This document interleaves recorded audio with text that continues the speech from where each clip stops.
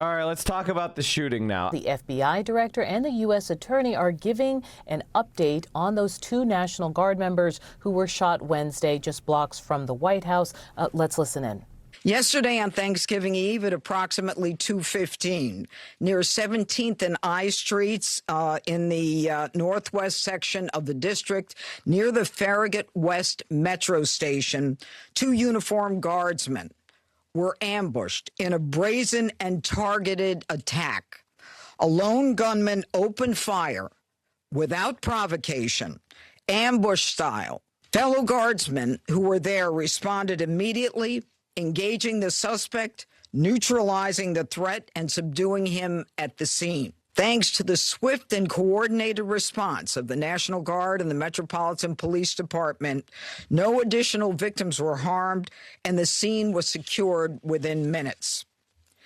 The suspect, he has been identified as Ramanullah Lakanwal, a 29-year-old Afghan who entered the United States under Biden's Operation Allies Welcome, a program following the disastrous withdrawal from Afghanistan.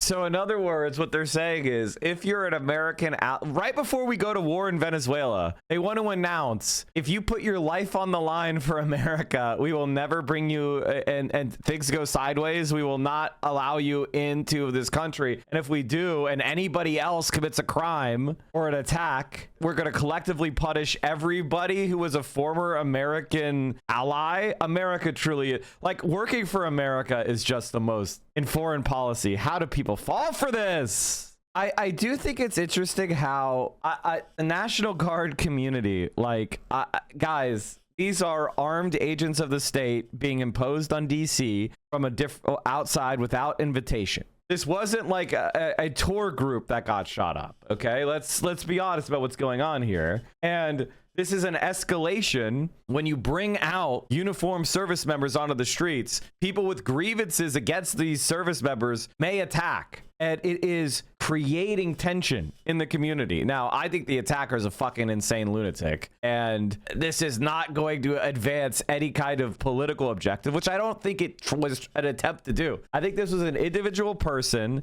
nihilistically trying to get satisfaction for their grievances. It wasn't part of some sort of political objective. Shooting some random private from West Virginia is not going to advance any political cause. This is no different than going to a fucking school or a mall or a movie theater or a concert and just shooting random people. Or a psyop. I mean, this guy was CIA connected. What could make Trump's appeals for more National Guard troops in DC more than an attack on National Guard troops? I don't think that is a completely out of the question. If there's any person in this who's been president who's more willing to approve an attack on American citizens, I can't imagine. Like, Donald Trump is got to be the most willing to kill Americans of any president we've ever had. But the thing is, that's speculation. We don't have any direct evidence of it. It's just, at this point, I'm not taking anything off the table. Nothing is too far-fetched when dealing with the Trump administration. The motive is secondary. The White House will push whatever narrative it wants. Dems need to be pushing the responsibility on Trump. He created the soft targets by setting the National Guard to stand around. The Dems need to be out there yelling, Trump has the blood of our brave, beautiful soldiers on his hands. I think the problem is the Democratic leadership just isn't who they need to be. Like, they're just not ever going to do that. They look at the polls. The polls say Americans like the troops, and they run and hide. They have no interest whatsoever in criticizing their use. I mean, I really believe that if Donald Trump marched the National Guard down the street and machine gunned down 50 people, the Democrats wouldn't protest. Like, I legitimately believe that the only thing that has kept us from an authoritarian crackdown is Donald Trump doesn't want to risk it. And I think that if he went for it, he would have a very good shot of winning, because the Democrats are just so incapable of offering even token resistance. And so right now we're just being saved by the fact that the Republicans haven't really tried it. And I hope they don't. I hope they calculate that it's too risky and they never try it, because God forbid they did. The Democratic Party is so incapable of offering any resistance whatsoever. All right, let's get back to the shooting coverage. So just to have some context of what this guy was a part of, apparently the early reporting is that he was a member, possibly a member of one of these groups. This is Democracy Now!, the Quarantine Report, the War and Peace Report. I'm Amy Goodman. A shocking expose out today in The Intercept reveals CIA-backed death squads in Afghanistan have killed children as young as 8 years old in a series of night raids, many targeting madrasas, Islamic religious schools. In December 2018, one of the death squads attacked a madrasa in Wardak province, killing 12 boys, the youngest 9 years old.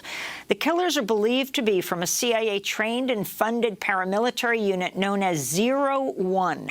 The United States played key roles in many of the raids, from picking targets to ferrying Afghan forces to the sites to providing lethal air power during the raids. The Intercept reports this was part of a campaign of terror orchestrated by the Trump administration that included massacres, executions, mutilation, forced disappearances, attacks on medical facilities, and airstrikes targeting structures known to house civilians. Let's look about what our Afghan allies did. What were CIA Afghan allies doing?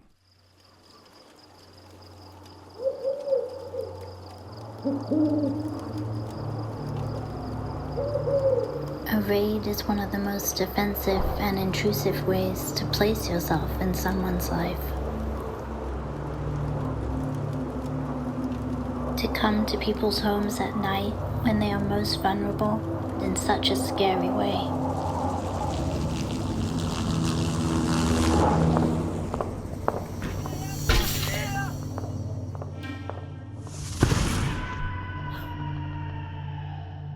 And when that happens to someone who isn't the right target, they're left with that trauma, night after night and years after.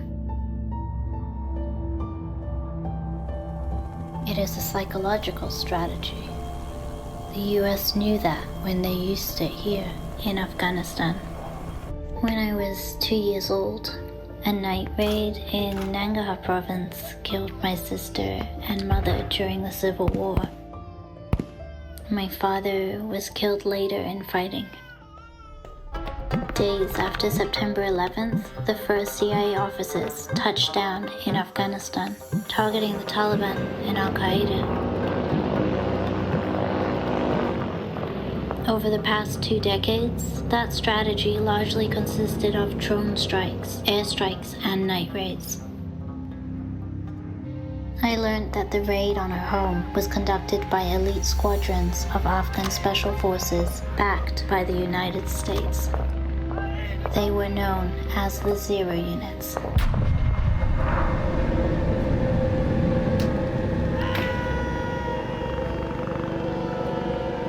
Over the last 4 years of the war, these units killed hundreds of civilians.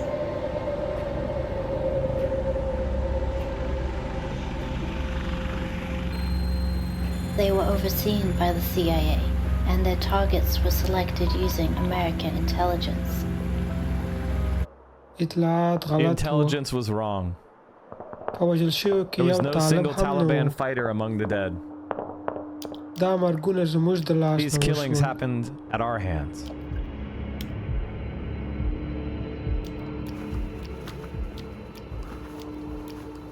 They saw that the martyrs did not look like the Taliban, they were little children. Our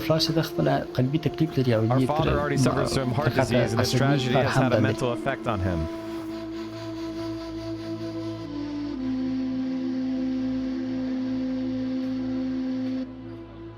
Zero units aim at eliminating terrorism in Afghanistan. In some places, however, they increased it. The Americans claim they have the best technology. Why can't they discriminate between civilians and enemies? They are Americans killing Afghans, and we are Afghans killing Afghans.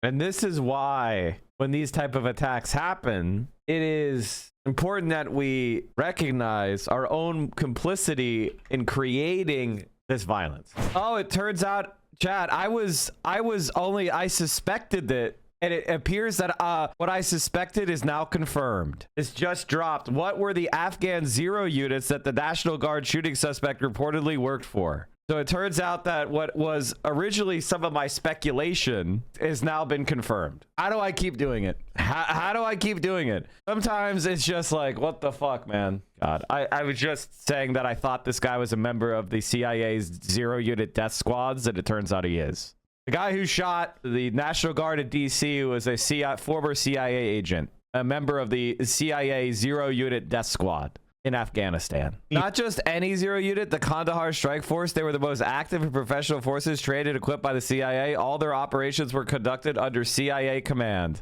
I feel like we all need to understand that America's foreign policy has consequences. We're spending $1 trillion on this shit every year, killing people. It's going to have consequences. I just hope and pray that nobody I know is hurt because of blowback, because of all the enemies our country is creating around the world. I hope nobody I know is killed. Now, my family lost a family friend in 9/11. We personally knew the captain of the United flight that struck one of the towers on 9/11. My family went to the funeral. I'm tired of people thinking that the United States could just Bigfoot its way around the world, subjugating people, exploiting them, stealing their national resources, sanctioning them, supporting their genocide, and it's not going to blow back. America needs to be contained, and we need to be brought back home, and we need to stop interfering in other countries. We need to stop sending our military abroad. We are a wealthy country with a lot to offer the world, and we should engage in mutually beneficial trade. We should not in any way be trying to dictate the way people run their governments. Bring the troops home, dismantle the Pentagon, dismantle the CIA, dismantle the NSA. America should have a minimally compelling deterrent military. I don't want us to be invaded by other countries. I don't want us to be colonized by other countries, but we should not have any ability or desire. We should close down all our foreign military bases, end our entangling military alliances abroad, and engage in mutually beneficial trade with our neighbors. The United States should not be a global power. There shouldn't be global powers. As soon as the FBI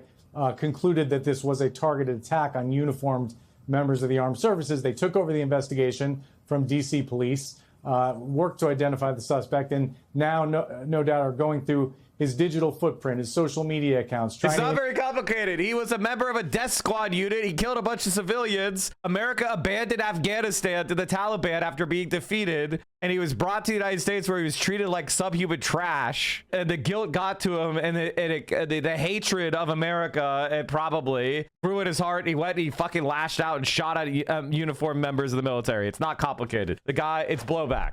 It's blowback. We don't even know if he was remorseful about the crimes he committed for America, but he certainly had hate in his heart. That's the one thing we do know. It doesn't take a genius to figure out the motivation. You kill men, women, and children for the CIA, and then you're left with nothing. New York Times report on this. DC shooting suspect worked with CIA-backed unit in Afghanistan. The CIA and an Afghan intelligence official said that the shooter had been part of an Afghan partner force trained and supported by the agency in the southern province of Kandahar. The Afghan man accused of shooting 2 members of the National Guard in Washington, D.C. on Wednesday had worked with CIA-supported military units in Afghanistan, the agency said. The CIA said that the shooter had been part of a CIA-backed Afghan partner force in the southern province of Kandahar, a stronghold of the Taliban insurgency during the 2-decade war there. Officials identified the suspect as Rahmanullah Lakhwal, 29. After American forces withdrew from Afghanistan in August 2021 and gave way to Taliban rule, the suspect was brought to the United States as part of a program to evacuate Afghans who had worked with the agency, according to CIA Director John Radcliffe.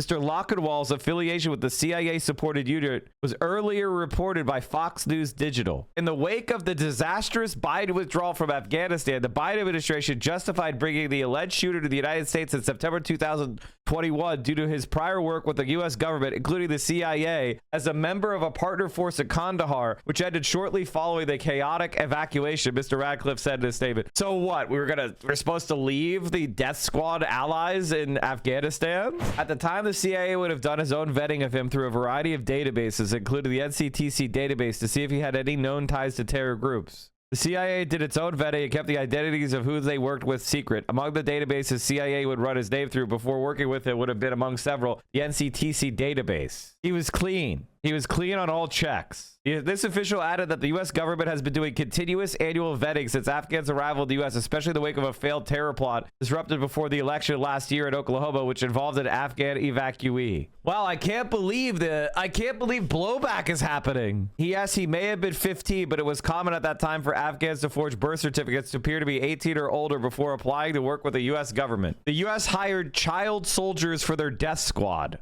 That's not typically what you do when you're the good guys. I'm just saying. Mr. Radcliffe said the alleged assailant should have never been allowed to come here. Wait, what? Why? This is conservative brain in a nutshell. This is conservative brain in a nutshell. God, they're so fucking stupid. An Afghan intelligence official, instead of saying we should never have invaded Afghanistan or we should never have set up death squads. If he's 29 today, chat, that means he was 4 years old when 9/11 happened. Or 5 years old when 9/11 happened. And he got hired into a U.S. We were so long in Afghanistan that he got hired into a death squad. Perhaps we should have been in Afghanistan for a quadrillion fucking years, wasting trillions of dollars and setting up death squads. An Afghan intelligence official, speaking on condition of anonymity because he wasn't allowed to comment publicly on the issue, confirmed that Mr. Lockwood had served with Kandahar in one of what were known as Zero units, which were formerly part of the Afghan intelligence service. The Zero units were a paramilitary force that had been trained for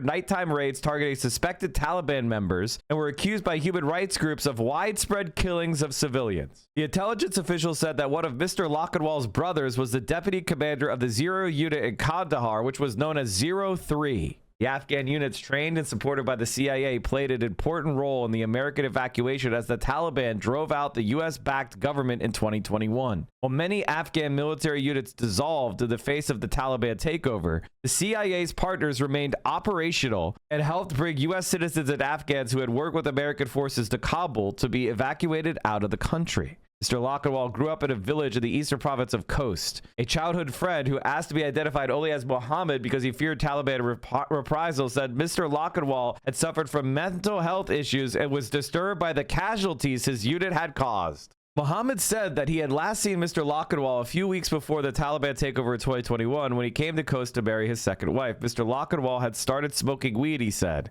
and ended up divorcing his wife a few days after the wedding. He said he last spoke with Mr. Lockwood in 2023 when he appears to have settled well in the United States with his first wife and their children, but he said he couldn't forget what Mr. Lockwood told him the last time they saw each other in Khost. He would tell me and our friends that their military operations were very tough, their job was very difficult, and they were under a lot of pressure. When he saw blood, bodies, and the wounded, he could not tolerate it, and it put a lot of pressure on his mind, even if they were from the enemies. Taliban officials on Thursday denounced the actions of Zero units during the war. A provisional governor in Nangarhar, in eastern Afghanistan, accused the groups of looting during the chaotic fall of the U.S.-backed government. After that, they fled to the United States in search of a better life, Mr. Badloun said in a social media post. These traitors still do not let the Afghan people live in peace. I mean, the Taliban didn't just win.